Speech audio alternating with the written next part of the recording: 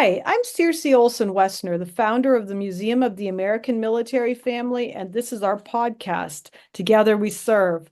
I'm really excited to welcome the founder and president of the National Military Spouse Network, Sue Hoppin, to our show. Hi, Sue. Hey, Circe, thanks so much for having me. I'm really excited to chat with you today. Well, Sue, as someone who started a nonprofit business, I'm interested in hearing your story. Why you started the National Military Spouse Network and how you got to where you are today.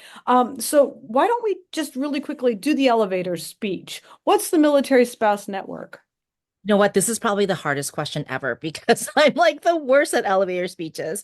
But Mhm. we're basically a networking, mentoring, professional development platform committed to the education, empowerment, and advancement of military spouses, especially military spouse professionals, right? We bring together a community of military spouses, businesses, academics, and media to share expertise and craft innovative solutions to help military spouses balance a viable career within the military lifestyle and lay the foundation for a successful career post-military life. I think this is really important. And we do that through events, resources, and advocacy. Wow. Wow, that was a lot. That's a great elevator. Want to write my elevator speeches for me No, when but I should write that down if you thought that was a good one. Yeah, that was really good. So, I imagine, you were a military spouse when you came up with this. You were busy enough with your daily life without trying to start a business. I actually think you called it a social enterprise. So what triggered the idea and why you and what's a social enterprise? Sure. And so I will say what one of my coaches helped me work through, because you always have that imposter syndrome about how, ooh, why do I get to do this? And why do I get this opportunity when so many other people are smarter or better or whatever? And what he taught me to say is, why not me? Mm, Like, why not? I saw a need and I figured I could do something to solve it. So I thought I can try this. I was already working at a military affiliated nonprofit, and they are a storied organization that has been around for almost a century. And, they do this for service members. mm, I'm like, wouldn't it be so cool if we could build like a good old boy network for military spouses and have mm. the same kind of support, wraparound support system for military spouse professionals and really teach them to advocate for themselves? Like, I think that if we're going to solve the military spouse unemployment issue, it's going to have to be spouses who bring the solutions to the table. And so I started NMSN as a social enterprise. It should have been a nonprofit. I'm sure people are probably banging their heads going, why didn't you make it a nonprofit? But I really wanted us to be nimble, and I wanted us to be able to work as fast as we could without being beholden to a bureaucracy.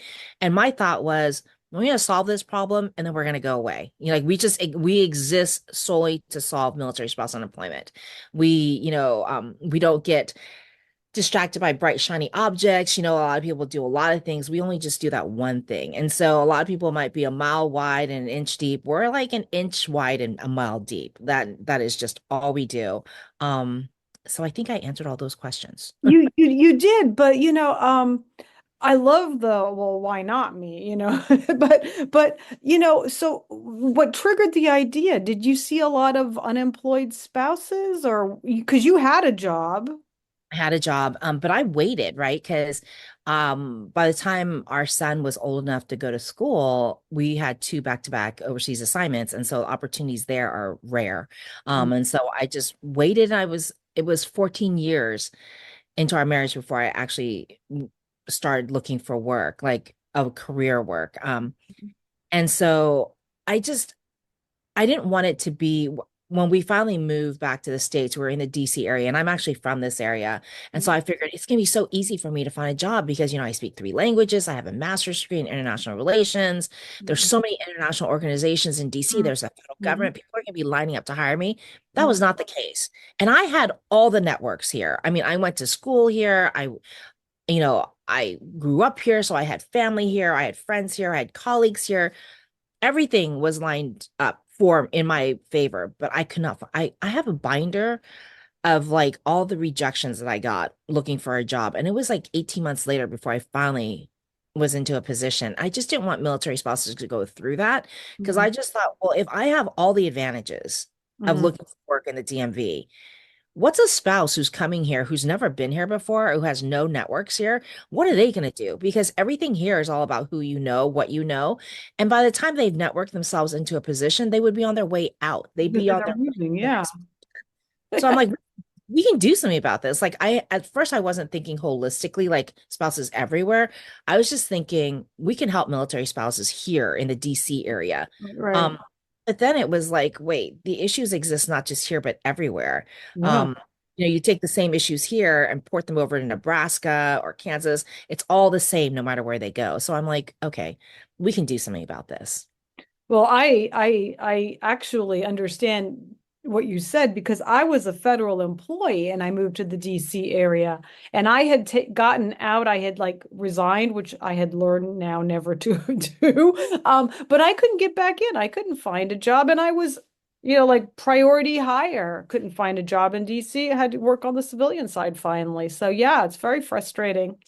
Um, so speaking about people, you thought people would be lining up to hire you. When you first started this business, you started the Military Spouse Network. Did people get excited about it? Were people lining up to help you?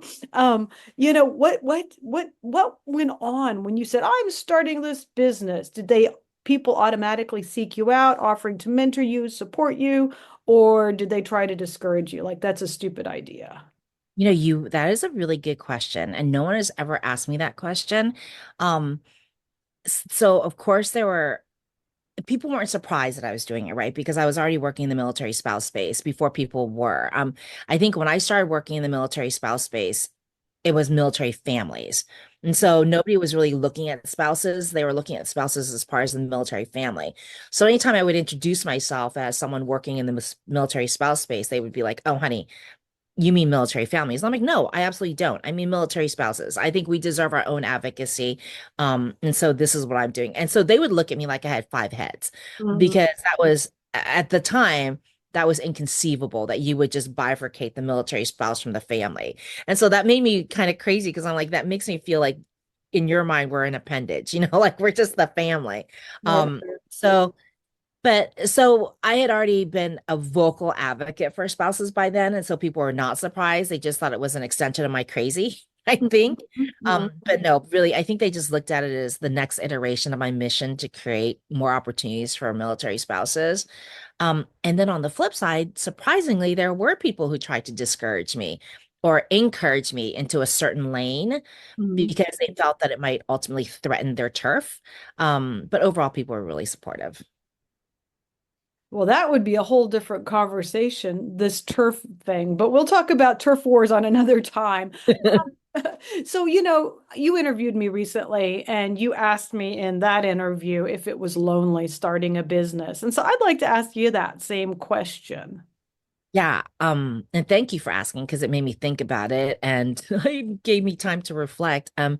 It's very lonely. Even though we had organizations that support military spouse entrepreneurs, when you start your own business, you're ultimately responsible for all the decisions, all of them, all the time. You know this. Mhm. Um, it's a lot. I mean, it feels like you can't ever take a break and you can't show any weakness because, who knows if, a sponsor or, um, a member will get wind of it and they're like, oh, maybe it's a failing business. Maybe I don't want anything to do with it. So you feel like you're always on. Right. And that can be really isolating. Yeah, yeah. So how long has it been around? You mentioned, but 2010, 14. 2010. Wow, wow. So Yeah. what are some highlights from your 10 years, your 2010 rather? Sorry, I'm math challenged. So I'm really bad. I was interviewing a man and he was 100 years old and he used to be a mathematician and I was trying to do mental math in my head and I said a number and he's like, "Oh no, that's the wrong. This is the right answer." I'm like, "Oh, sorry." So okay, so since 2010, what are some of the highlights you've experienced with the business? Sure. So back then when we started, military spouses weren't really focused on networking professionally. I think it had a bad stigma. And it was crazy to me because I'm like, wait a minute, we naturally network to find the best schools, the best churches, the best dentists. But we just stopped short of career. And it was crazy because it had a negative stigma. It was a really different environment. So we were among the first, if not the first, to host networking events specifically for military spouses. And there are a lot of organizations that do it now, but back then it wasn't even a glimmer in anybody's eye. Mm-mm. And we iterate based on where we see the need. So since launching, we started hosting annual military spouse career summits. We just had one this past month. We started a digital magazine with curated content specific to military spouse professionals. And we now release an annual white paper with actionable recommendations to help remove the barriers to military spouse employment and entrepreneurship. Several of our recommendations have been introduced as legislation. One was incorporated into the NDAA that was signed into law. And many of our recommendations were included in an executive order released by the Biden-Harris administration. So I feel like looking back, we have a lot to be proud of. Wow, that's really impressive. So staying on the presidential theme, so I read in 2012 you were appointed by President Obama to the Board of Visitors of the Air Force Academy. So congratulations on that, and I'd like to Yeah. hear more about that appointment. But what is the job of Board of Visitors to the Air Force Academy?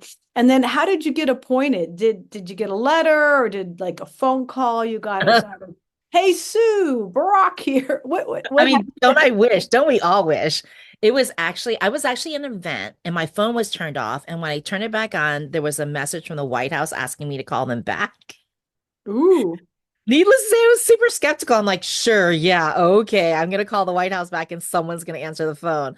Um, but they did. So I called them back and it only rang a couple times and they answered the phone and they were expecting my it was insane.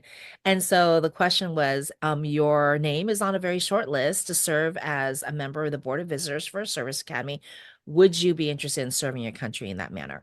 And you're like, well, what kind of jerk would I be to say no to that? Yeah, well, yeah. Yeah. I had no idea. I had no idea what was going to follow. And what actually followed was months of vetting that included like an FBI background check. And then you don't hear from them for a very long time. And they tell you, they're like, you may not hear from us for months. And you can't tell anybody about this because if something perks during your background check and we have to pull the offer, it'll be embarrassing for everybody. So you can't tell anybody. You're just like, this is probably the biggest thing at the time that happened, and you can't say anything until after you've passed the vetting. And then as soon as you pass the vetting, you're headed to your first meeting. It's kind of insane. And so the Board of Visitors for the Air Force Academy it's a presidentially appointed position, and you're basically in charge of reviewing the morale, everything about the academy, and reporting it back to the Mhm. administration. I hope I did that Yeah, justice. yeah, like not like a secret shopper, but do you No. do you It's go? like your trustees. Oh, okay. Um, so how long was that appointment? So a regular appointment is 3 years with the option of being renewed for a second term. And I actually served almost the full 6 years, just a month or two short.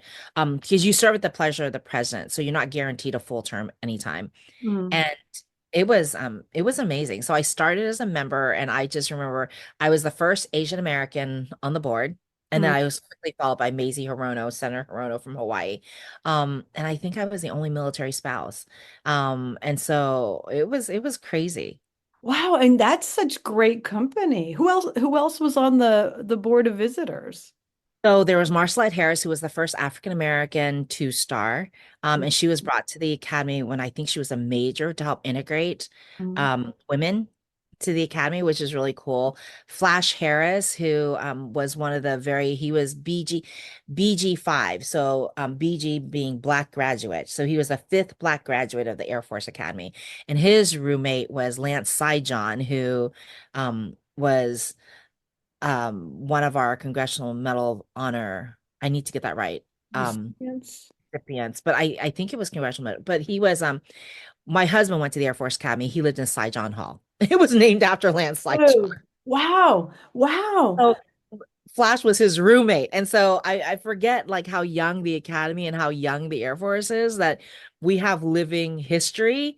And Uh, so at our first meeting, when Flash came to eulogize BG1, Charles Bush, the first African American graduate, Black graduate of the Air Force Academy, he talked about how Charles Bush was one of the best airmen he'd ever met. The other one was his roommate, Lance John. My jaw dropped to the ground. I'm like, oh my God, he was Lance John's roommate.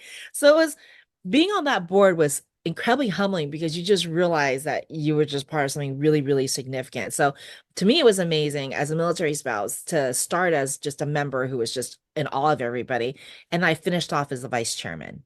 Well, Oh, wow. So again, just tell a couple more kinds of things that you did. So morale and what are you so we look? would go, and every time, so we had half of our meetings were in Colorado Springs at the academy, and then we'd have some in DC.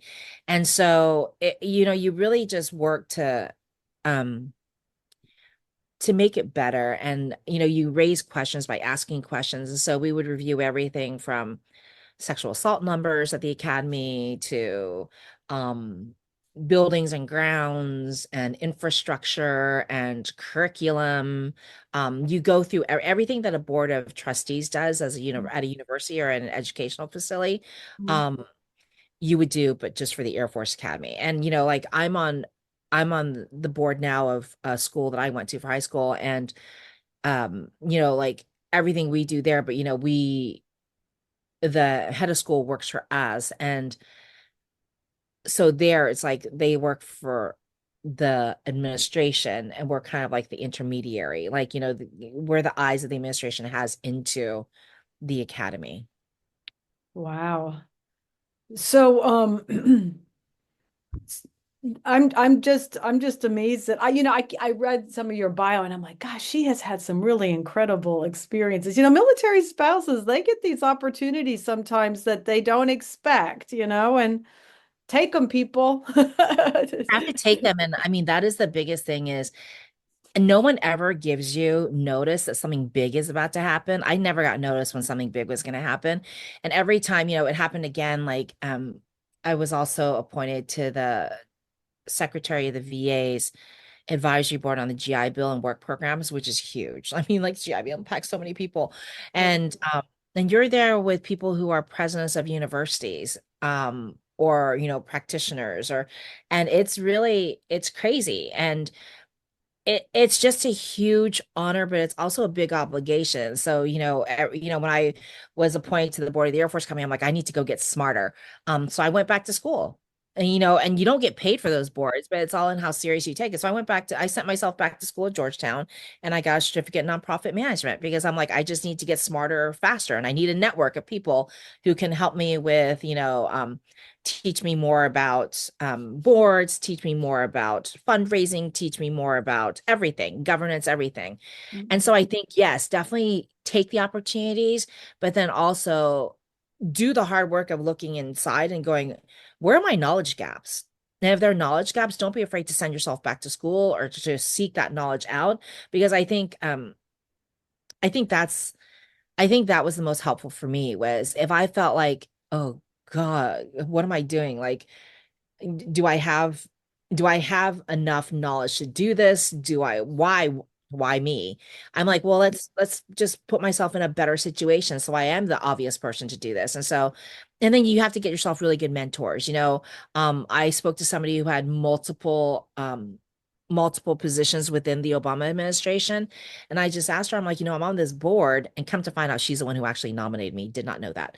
Um, I'm on this board and I just, with all these luminaries, and I just don't know what they expect from me and what should I do? And she said, well, you can't care about everything because that's the biggest sign that you will achieve nothing. So you have to figure out, like don't try to have the perspective of a retired three-star general because someone's on there already for Yeah, that person. yeah. Don't try to have the perspective of, the academic. They're already on there. Someone felt that you and your perspective need to be at the table. And so you need to figure out what that is. And for me, it was congressional issues and nonprofit management, and also strategic communications. So she's like, you'll know you're successful when those topics come up and everybody around the table is going, what do you think, Sue? What do you think, Sue? And Wow. that's exactly what happened because we forget that, like, on an academy board, a lot of those people have no nonprofit experience because they went from the service, right into probably industry, right? And Mhm. so So it was great to have, but it was great to have that guidance from someone to say, you don't have to care about everything. You can't care about everything. Like, why would you be the person they talk to about the new tanker or the new bomber? Right. That's for the 3 star who was, the leader of that. But you, strategic communications, real, congressional issues and nonprofit management. That's where the gaps are, and that's where you have knowledge.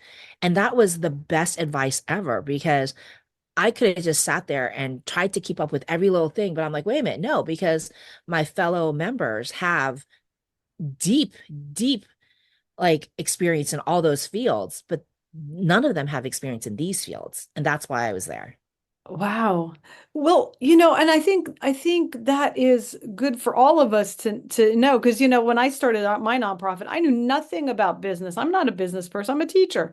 And so I had to teach myself everything, but I also knew how to ask for help and to let somebody else handle the stuff that I just absolutely couldn't. I had a grasp, but I wasn't an expert. So let's go back to the National Military Spouse Network. What else would you like our listeners to know about it? And you mentioned an e-magazine, a digital magazine. Yeah. Is there a printed one as well, or There um isn't. We just figured this was an easy way to make it available for free and help have people disseminate it widely. So we hope that you share it with your networks. It is yeah. absolutely free. Okay. Um, and then we have a monthly newsletter, and then we're also on Facebook. We do Facebook Lives, and then right now we're doing military spouse highlights. You see, you did one for us, and that was Right. amazing. We're doing military spouse highlights, and we're highlighting military spouses every single week, and it's been so much fun doing that because I did not realize how how far and how widespread military spouses are. Like I didn't realize how many of them are in leadership positions in the government and industry and nonprofits. I thought they were anomalies, right? I thought they were unicorns, but they're not. Like they're everywhere. We're everywhere. And so Mm. it's been really fun doing that. And then, we just finished up our summit and those sessions are all available for free as well. People just have to register so that we can count how many people are accessing the summit and everything. But most of the stuff we make available for free. And so if they sign up for the newsletter, they get on our mailing list and we email them like, hey, the summit sessions are up and they're online, so go access them. Or, hey, it's a day of advocacy. We hope you can join us. So we do stuff year round. And the easiest way to connect with us is really, to join us on social media. We're very active on LinkedIn and Facebook. And then you'll be able to catch us, you'll know what's happening. Like you'll know that, hey, they're doing a highlight on Wednesdays, they're doing another one on Fridays. The Mhm. magazine just came out. So just connect. Okay, well, I'll put some of the links underneath the podcast so people can go back and access it. So switching gears now, I'd like to backtrack to your military family story. So, did you grow up in a military family? So not in an American military family. I'm actually an immigrant and I moved to the US from Laos when I was 5. But back in Laos, though, my grandfather was the prime minister and my great uncle was a major general in the Royal Lao Army. Wow, I'm impressed. And then your dad, you said your dad worked, where'd your dad work? So when we moved he was a civil engineer back in Laos, and then when he also worked as a civil engineer here, he worked for Louis Berger out of New York, but he worked as a contractor to USAID. So we lived in Haiti for 11 years. Wow. And so you grew up like you've heard the term third culture kid. Yeah. Yeah. Yeah, you But were. to me, the US is my third culture. Yeah, I was going to say you have multiple layers there. So how did you end up as a military spouse then? So I met my husband when we were at college. I went to the University of Denver and he was at the Air Force Academy. And my dad had gone to the University of Denver. And the one thing he told me was do not marry a Zoom. No, he said do not date the Zoomies because they would come to DU and take our girls. So do not date one of them. And so like I had to call and say, well, I'm not like, how do you feel about marrying one? So that was funny. Was that okay? Was he okay with it? They love him, and I'm like, if anything ever happened to our marriage, I swear that they would like take my husband and kick me to the curb. So they love him. Aw. Well, that's good. That's good. It's For good to him, know yeah. your pecking order. Yeah, your pecking order.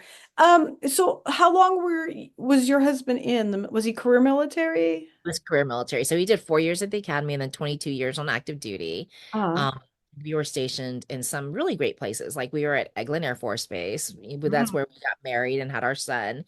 And then mm, Castle Air Force Base out in Merced, California, and then McConnell Air Force Base in Kansas, and then Ramstein Air Base in uh, Germany. And we were actually there during 9/11. So that was really interesting. And then before that, we were at Kadena and then Andrews Air Force Base. He had two different doors to the State Department. And then he did an unaccompanied tour to Pakistan. oh wow. Wow. Yeah, you do have some varied places. Yeah. Yeah. Yeah. Yeah. All over. So military life is really a juggling act. And you grew up with a dad in the federal service and all that. Were you prepared for the lifestyle of a military spouse, the moving and no, you're shaking your head, no, you weren't. No. So how did you then personally manage your career, your family? How'd you figure out how to do it? Your sponsors' needs, your needs, career. How'd you figure that all out? I never did. Oh. Actually, I never figured it out. I was absolutely not prepared for the lifestyle, and I did not manage my career well at all. I mean, my husband was a pilot, so he was gone a lot. Mm-mm. Um, I stayed home with our son for 14 years because I think I already mentioned by the time he was old enough to go to school full time, we had two back-to-back overseas assignments, and at the time, options were super limited. So I Mm, went back to school for a master's, and I started my career really, really late, and I was bitter. Because when we got married, I was headed to law school, and I kind of shelved that, and I had never imagined myself as a stay-home spouse ever. Not that there's anything wrong to for about that. I just had never imagined that for myself. So mm, it was like a paradigm shift for me, and I didn't I don't do change very well. Um, so it was rough, and like when we lived in the States, we were East Coast people. And so mm, all of a sudden we're in the middle of the country and, in Tornado Alley and he's gone all the time and I'm stuck in a house and you're in the Midwest. And so like that whistling wind, mm, I like if you're a little bit depressed anyway, because you're in the middle of the country away from family and friends, and then you're stuck in a house and all you hear is that whistling wind across the prairie, you start to go a little crazy. yeah, Um, and yeah, I, yeah. yeah. Well, my son's in South Dakota and he says the wind just goes like 80 miles an hour and you'll wake up in the night, you think there's a train coming right through your house, It's kind of scary. Yeah. And people are probably like, you guys are being dramatic, but it's just it starts playing with your brain. And so you're like, where am I? Why am I in the middle of nowhere? Why is everybody so far away from me? Mm. No, I didn't manage it well at all. And I think it wasn't until we are closer to retirement that things started getting better. Well, and that probably makes you such an empathetic and a perfect person to start this business because you know that many spouses are grappling with, you know, separation and guilt and depression and stress and career and not career. So and you've been there, done that, and that makes it more believable, but also it lets you maybe solve problems that like a person who wasn't in that life would never come up with, you know? Yeah, because like we've all lived it, right? And so it's not other people's problems, it's our problems. And we're just trying to make it better for the next generation because seriously, nobody should have to go through that. Yeah, yeah. So what lessons did you learn from military spousehood? I guess that's a word, Let's spousehood. make it a word. I think it's a great word. It's a good word. I learned really quickly to accept and give help where and when you can. Because since I wasn't working, I was volunteering a lot because they paid for childcare. And so I'm like, oh, I need to be around adults. So that gave me purpose again. And so I think just being able to help out where I could, that gave me a lot of purpose and meaning. And then it made me recognize faster that we're all part of something bigger than ourselves. Mm, And the community itself is amazing.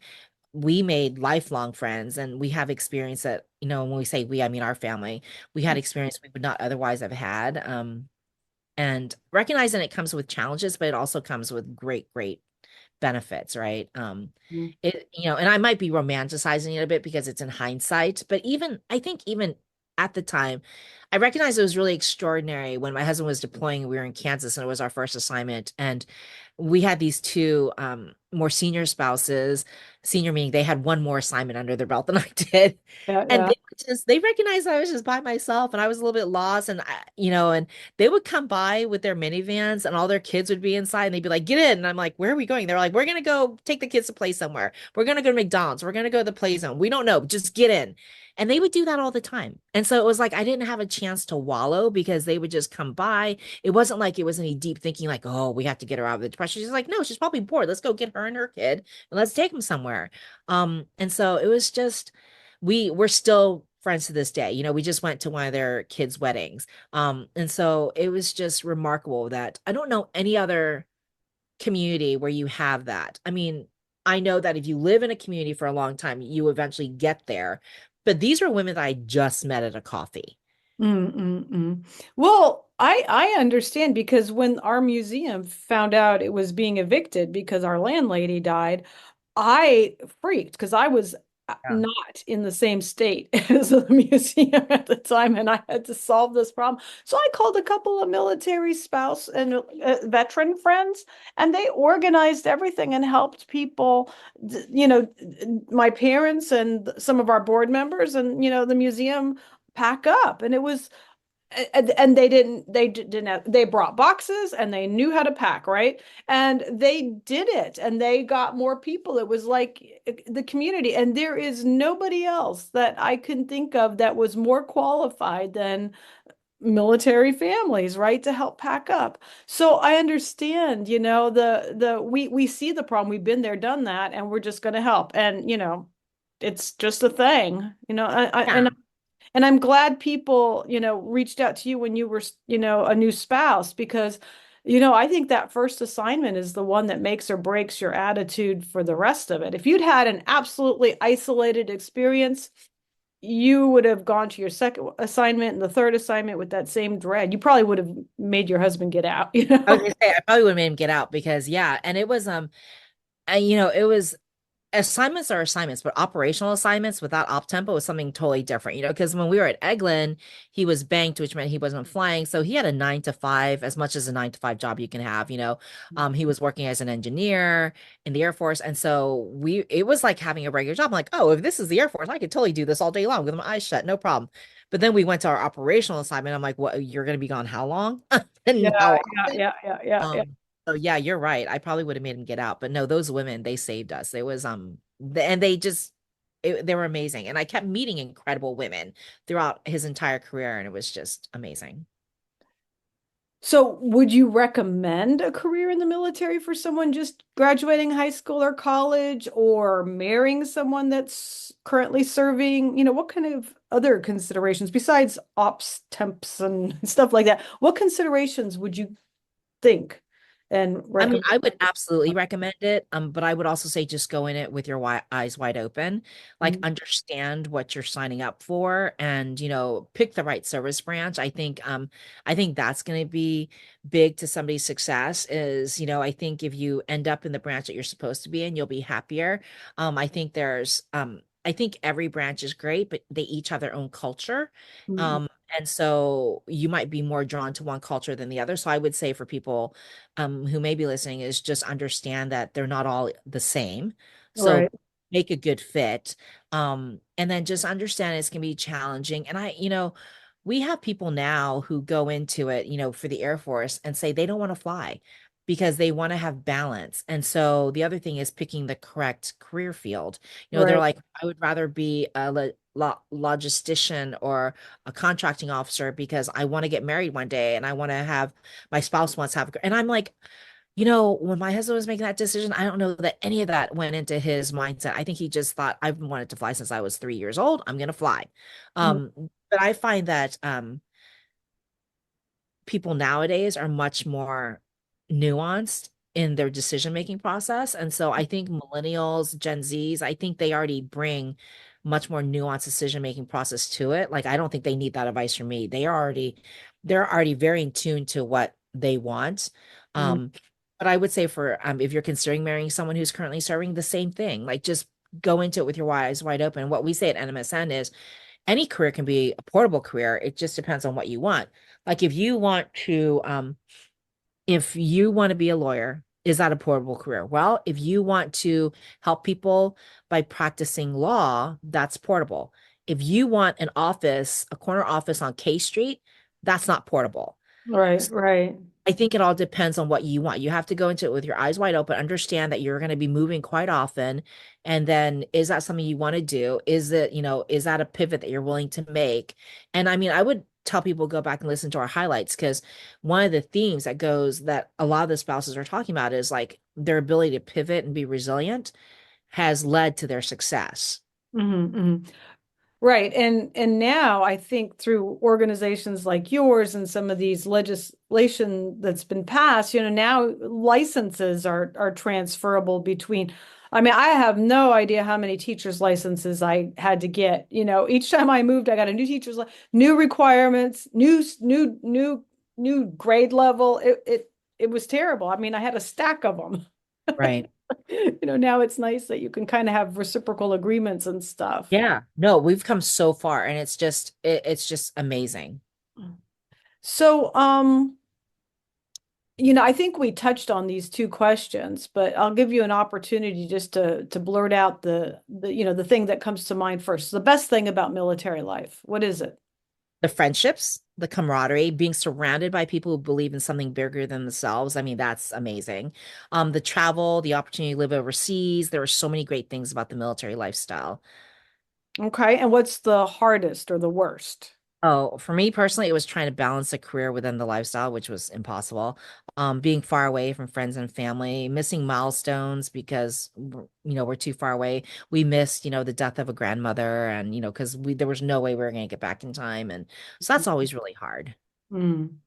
So 2025 is right around the corner. Time flies. Right? So, what are your plans for military spouse next work next year? Any You new know what? projects? Or you've We got haven't even had our offsite yet, so I haven't even had a chance to think about that. We're like in execute mode still. okay. And we're already starting to work on our next white paper that's going to be coming out in Q1. Mhm. So we're a little bit late in our plan. I think it's the election cycle has everybody kind of discombobulated. Right. Um, Well, so I won't be able to have a scoop or breaking news or anything. That's okay. It's okay. no, but if you sign up for our newsletter, we'll give you the scoop there. There you will. No, we have Exactly. things we wanted to do. Like we have things we want to do, and I'm like, is this the year we pull the trigger? Maybe so. So stay tuned. Okay, stay tuned. I'll have to sign up for the newsletter. Is there anything that you'd like to talk about that I haven't asked you? No, I guess I would just like to um just give a little PSA if I could, which is Uh-huh. you mentioned that things are changing so fast. And I think one of the reasons things are able to change so quickly is because DOD and the Hill, the congressional members are able to get feedback from spouses Mhm. in more real time. And so I would encourage spouses that if they're asked for feedback, they're asked to do surveys, they're asked to like go speak to their congressional members, or they're asked for any kind of feedback, give it. Please give it. Because otherwise you're going to have people who are legislating in what they believe is in our best interest, but they don't really know, or people are going to be coming up with resources and and information based on what they think we need, but not on what we actually need. So, I mean, I guess that's my PSA and my parting thought for everybody is if you're asked for feedback, if you're asked to give information, please, please, please do it. Well, I think that's really good because I know in Albuquerque, the mayor set up this veterans board because he wanted veterans input. And I said, make sure you get a wide variety of veterans. You need to get career veterans and career military veterans, and you need to get, ones that were just in, for a few years. But then you need to put a military spouse on there. I know she or he's not a veteran, but boy, do we make a lot of decisions for the Right. veteran. And I don't think that went anywhere, but so military spouses, you really need to, keep pushing to be included in some of these, even the very lowest government, bits because it's important. We make so many decisions. Um, okay, well, that was Keep my tilting at those windmills there you because go. even though it's not a teachable moment right now doesn't mean that the next mayor or whatever won't be open to putting military spouses, more than one, on Mm, that board. well, good. So I think just, having been through all of these complications of keeping up with a career through frequent moves, and, I've been isolated and limited job options. So I think it's great that you started this network, all these subject matter experts with these resources that you're just sharing with all of us. I think that's great. So I want to thank you personally for that. Um, it is nice to know that you're not alone trying to do something, and if there's a question, you can ask someone. There's like, and you can be very social on Facebook, and, so I want to wish you continued success and thank you for having started this. And, this was a great conversation. And yes, I will put all sorts of links at the bottom. So military spouses and also veteran spouses too. Don't have to be active duty. No, no, Okay, okay. Um, so I want to wish you continued success in the future. So, any no, rate, thank you. yeah, no. Any last thoughts before I give my spiel about who all is helping us make this podcast possible? No, I just appreciate the opportunity. I mean, it continues to be my greatest honor to be able to work on behalf of our community. And so thank you for the conversation. I really enjoyed it. Well, and it's clear that you're very passionate, and that comes through 100%. And so that makes it a pleasure talking to you, but it also makes me believe you, and you're really doing the hard work for us spouses. So that's great. So, as always, I'd like to mention that this podcast is brought to you by the Museum of the American Military Family and Learning Center with the support of New Mexico Arts, the New Mexico Humanities Council, Sandia Area Credit Union, and organizations like Military Brats Seal and Military Brats Registry. And I've been chatting with Sue Hoppin, the founder and the president of the National Military Spouse Network. And thanks again, Sue. Thanks, Circe. All right. Well, we might have more conversations because I have more questions, but I think that's enough for today. Okay. Bye-bye.